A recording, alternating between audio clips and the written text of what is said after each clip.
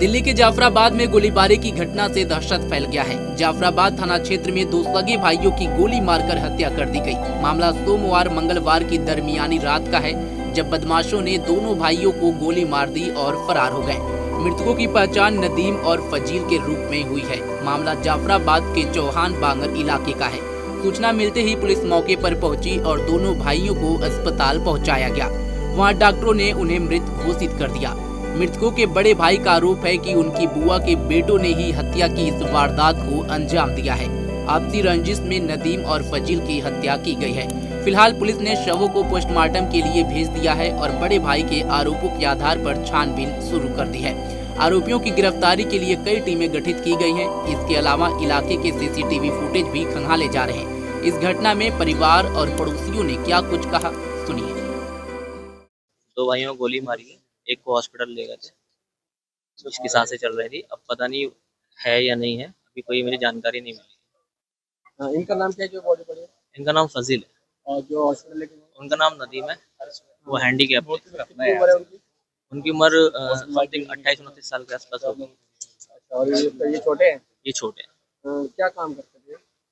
इनका खैरात मशीन का काम करता है। कितने बजे की वारदात हो गई? ये 1:30 के आसपास की वारदात है शायद। दोनों भाई हैं? दोनों भाई हैं सगे। ये दोनों मेरे छोटे भाई हैं।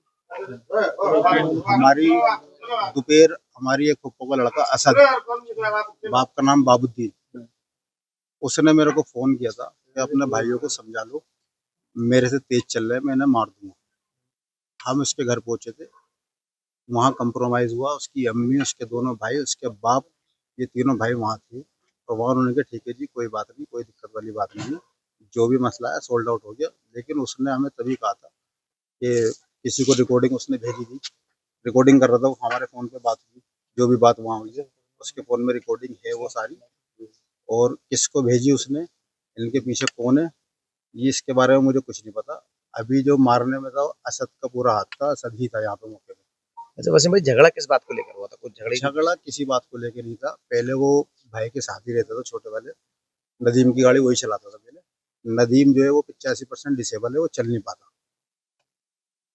उससे इसकी कोई आपस की छेड़बाजी है कि भाई मैं ज़्यादा बड़ा बदमाश बन गया हूँ, अब आप मुझसे दूर रहो, इस बात को लेके। और बेसिक कोई दुश्मनी नहीं थी ना, आज तक हमारी उससे कभी तू-तू नहीं हुई। सगी फुप्पो का लड़का है मेरा, माँ का नाम अनीसा है, उसके बाप का नाम बाबूजी है। अब कहाँ रहता है वो? ये मिर्जा वाली गली में यही रहता है पीछे। अच्छा, कितने बजे की घटना थी ये घटना अभी तकरीबन इस टाइम मैंने फोन किया होगा, ये 4-5 लोग थे जी साथ में। सब कितनी को मतलब सबने, सबके हाथ में पिस्टल थी, सबने ही गोलियां चलाई क्या? देखो जी, मैं मौके पे था नहीं। जो जानकारी अभी सब जानकारी मिल रही है। जब मैं भाई को उठा के लेके जा रहा था अपने भाई में, उसमें सांस थी। जब वो असद असद इतना बोला वो मेरे से, बस उसके बाद वो हॉस्पिटल में। अभी उसके बारे में कोई जानकारी आई नहीं। हम तो सो रहे थे, एकदम फायरिंग की आवाज आई है एकदम से। मेरी दुकान 12 बजे बंद हो जाती है। ये 1:30 से ऊपर टाइम हो गया था और एकदम से डर के मारे बाहर भी नहीं निकले हम। इतनी फायरिंग की आवाज थी बहुत ज्यादा। लगभग किस समय की बात होगी? कितनी फायरिंग, कितनी गोलियों की आवाज आपने? हमने बहुत कम से कम 15-20 गोलियों की आवाज सुनी थी। तो आप फैमिली के साथ घर में ही थे?